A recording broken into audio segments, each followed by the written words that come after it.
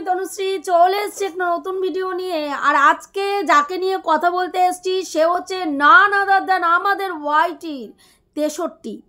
তো 63 এমন একটা কন্টেন্ট ক্রিয়েটার যে পৃথিবী ইধার সে উধার হয়ে যাক, ও কিন্তু কোনো রকম পরিবর্তন হওয়ার কোনো নামগন্ধ নেই।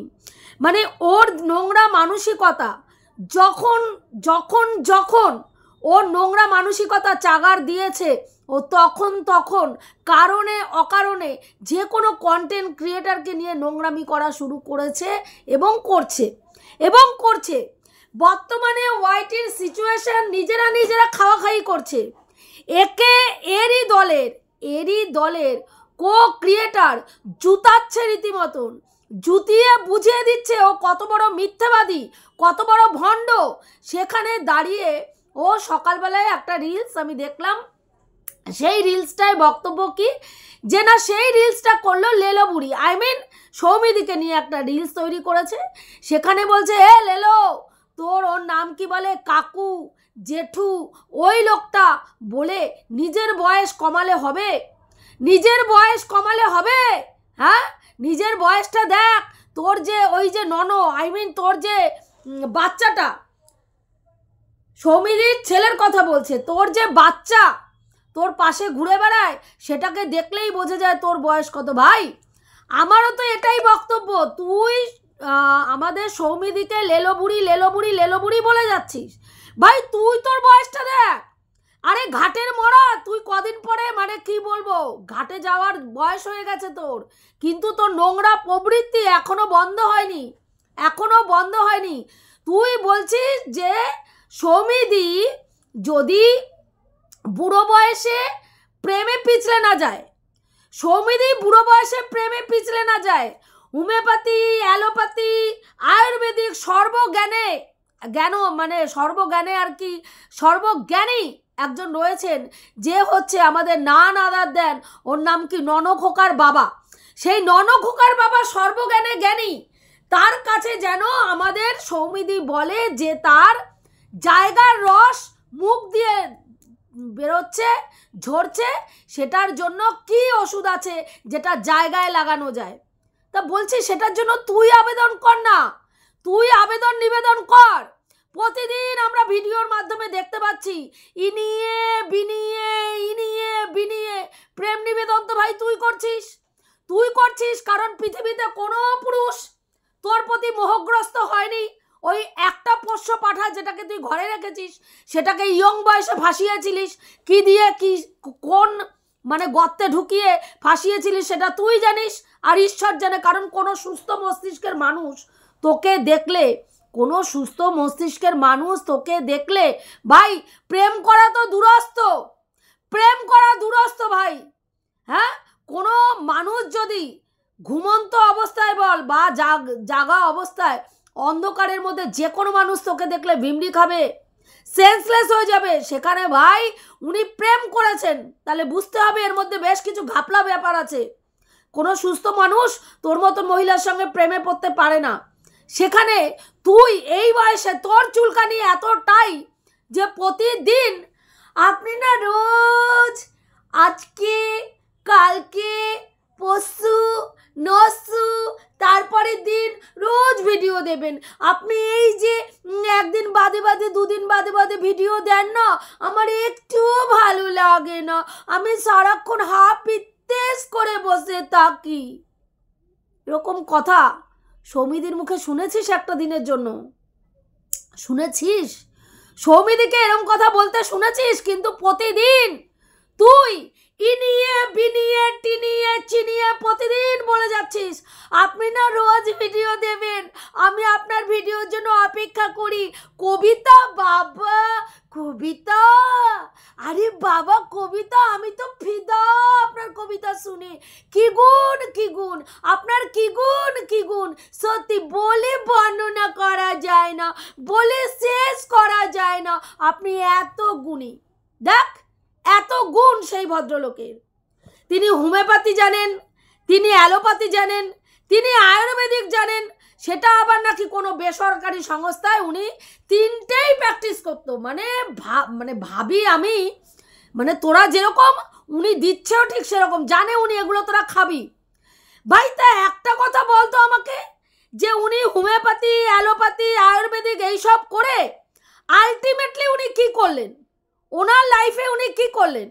না স্ত্রীকে ভালো করে সুখ স্বাচ্ছন্দ্য দিয়ে রাখতে পারলেন, ইয়ং বয়সেও সেটা করতে পারেননি। স্ত্রীর পাশে কোনো সময় স্ট্যান্ড পয়েন্ট হিসাবে থামের মতন দাঁড়িয়ে থাকতে পারেননি। নিজের সন্তানকে 3.5 মাস বয়সে বাপের বাড়িতে, শ্বশুর বাড়িতে পার্সেল করে পাঠিয়ে দিতে হলো, সেই সন্তানকেও মানুষ করার যোগ্যতা অর্জন করতে পারেনি। আরেকটা সন্তানকে ভগবান পরবর্তীকালে যাকে দিল তাকেও শিক্ষিত করে সমাজে প্রতিষ্ঠিত করতে পারেননি। তাহলে উনি এই শিক্ষাটা দিয়ে কি করলেন? মানুষের মধ্যে শিক্ষা থেকে যদি সেই শিক্ষা তার সন্তানদের প্রদান করতে না পারেন বা তার সন্তানকে উচ্চ শিক্ষায় শিক্ষিত করতে না পারেন, তাহলে সেই শিক্ষার কি মূল্য? না উনি এই প্রফেশনটাকে কাজে লাগিয়ে কোনো পয়সা আর্নিং করেছেন, সেটাও করেননি।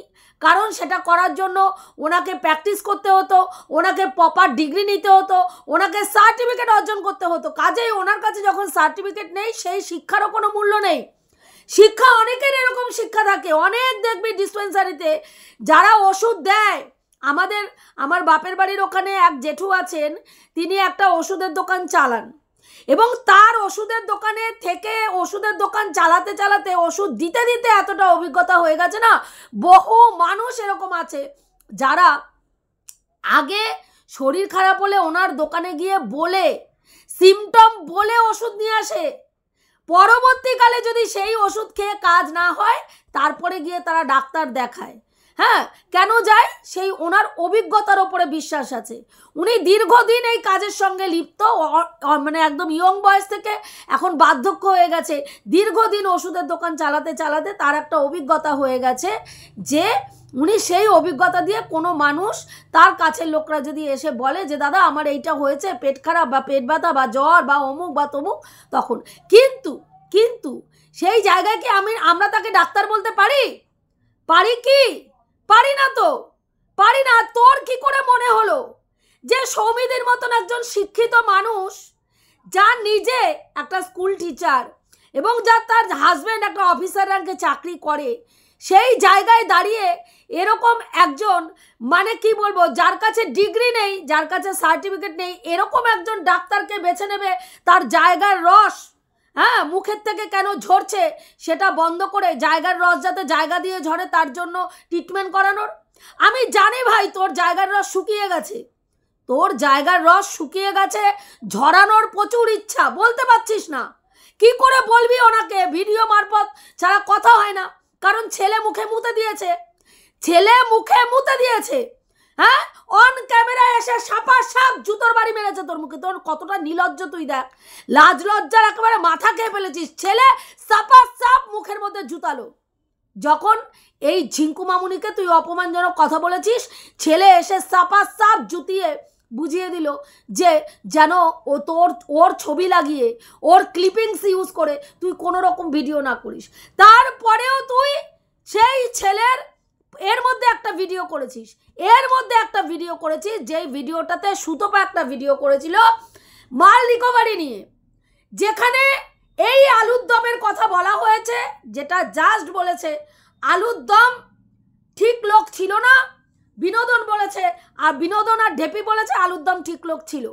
সেইখানে সুতপা কিছু যুক্তি খারাপ করেছিল, যে ওরা বলেছিল যে ওরা যে মাল রিকভারি হবে সেটা তারা জানতো না, যেটা একেবারেই মিথ্যে কথা।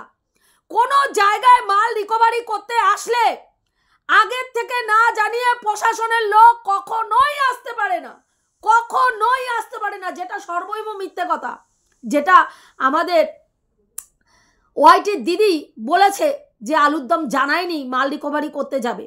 অথচ আমরা দেখেছি সেখানে চীনা পৌঁছানোর আগে বহু মানুষ ঠিক করছে, লোকে উপস্থিত ছিল, অথচ তারা জানতোই না মাল রিকভারি হবে। অথচ মাল রিকভারির আগে চীনার ব্যবহার করা জিনিসগুলো পরিষ্কার পরিচ্ছন্ন করে তার থেকে অর্ধেক জিনিস সরিয়ে ফেলা হয়েছিল। কি করে সম্ভব? যদি তারা না জানতো। চীনার শোকেস, চীনার আলমারি যেগুলো চীনা ব্যবহার করতো সেগুলোকে পুরোপুরিভাবে ফাঁকা করে দেওয়া হয়েছিল। চীনার বহু জিনিস মাল রিকভারি করার সময় বহু জিনিসও পায়নি। ও পরবর্তীকালে আমরা সুতপার ভিডিও থেকে শুনেছিলাম লেহেঙ্গা, ওর দামি দামি লেহেঙ্গা, ওর দামি দামি শাড়ি, বেশ কিছু জুয়েলারি পাওয়া যায়নি। তারপরে কাঁথা ফাতা এইসব তো তোরা দেখেছিসই। হ্যাঁ, সেখানে কি করে বলছিস যে মাল রিকভারির দিনকে তারা জানতো না? তারপরে ওর মা বলেছে যে ওকে মারা হয়েছিল।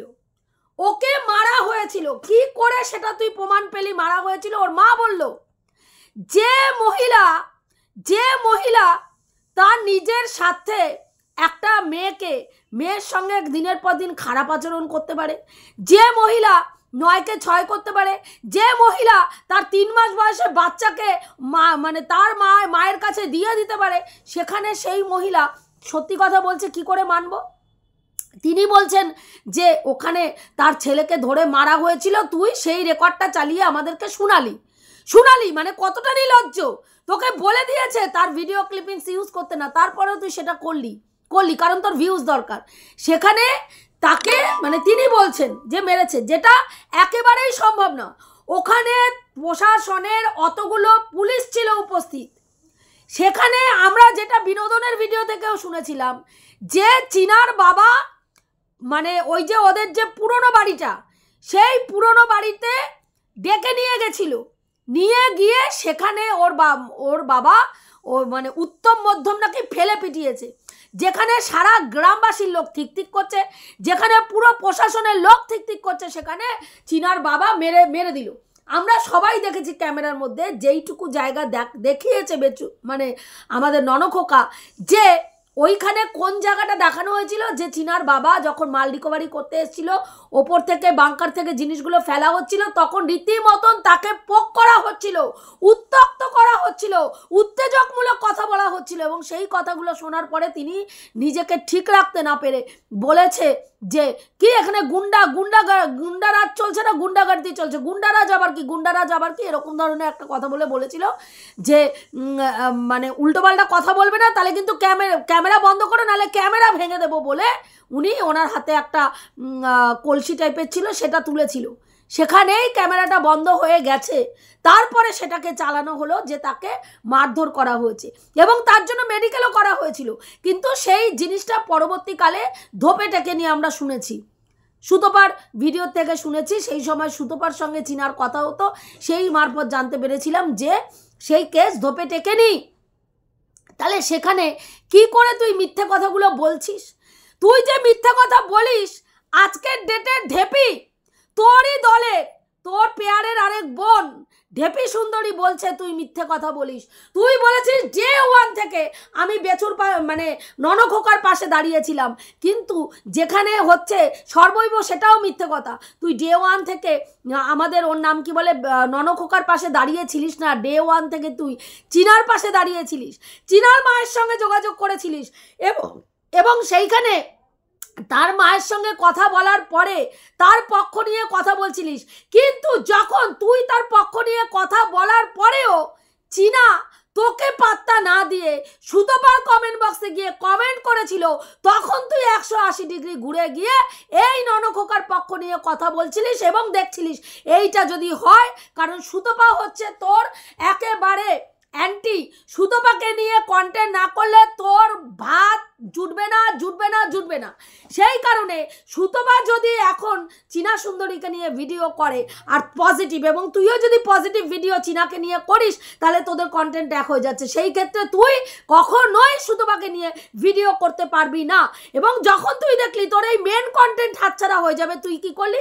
180 ডিগ্রি ঘুরে গিয়ে তুই গিয়ে এই দলে ভিড়লি, বেচু ননখোকা দলে যারা রয়েছে, যারা ননখোকাকে নিয়ে পজিটিভ ভিডিও করছে, সেই দলটা তুলনামূলক প্রচুর ভারী এবং সেখানে বেশ এমন ক্রিয়েটার রয়েছে যেখানে গেলে তুই বেশ ভালো ভিউজ পাবি এবং সেই দিকে তুই টান খেলি। এবং সেটাকে পরবর্তীকালে কি চালানোর চেষ্টা করলি যে আমি ডে 1 থেকে আমি ননখোকার পাশে দাঁড়িয়েছিলাম, যেটা একেবারে মিথ্যে কথা। সেটা আর নাম কি বলে আমাদের ঢেপি সুন্দরীও একই কথা বলেছে।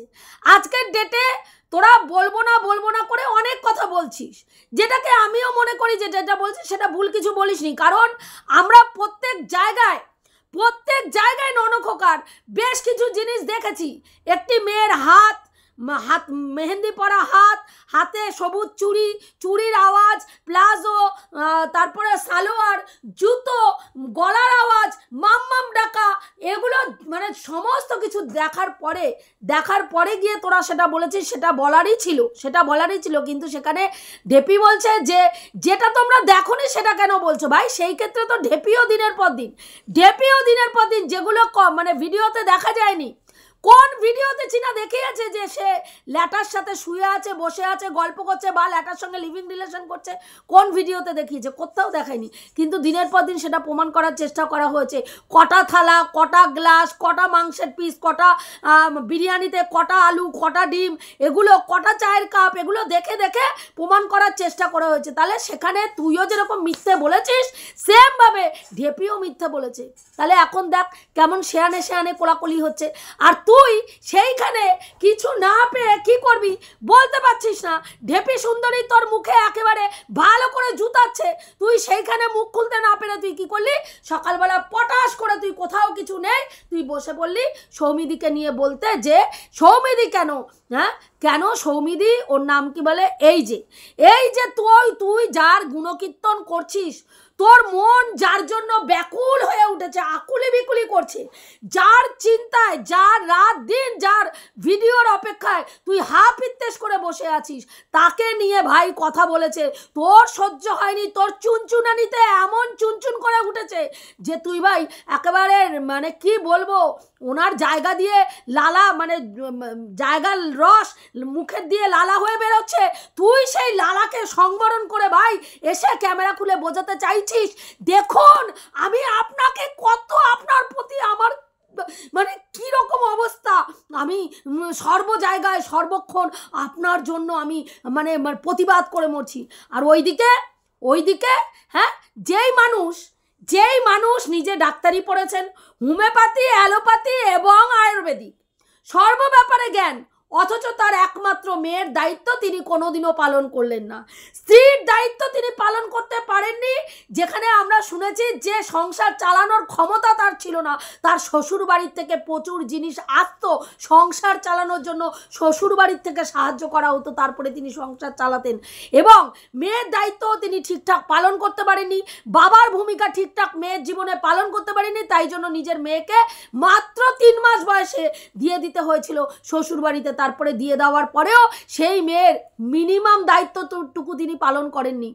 নিজের একমাত্র ছেলে, সেই ছেলেকেও না তো শিক্ষিত করতে পেরেছে, না তো সমাজে প্রতিষ্ঠা করতে পেরেছে।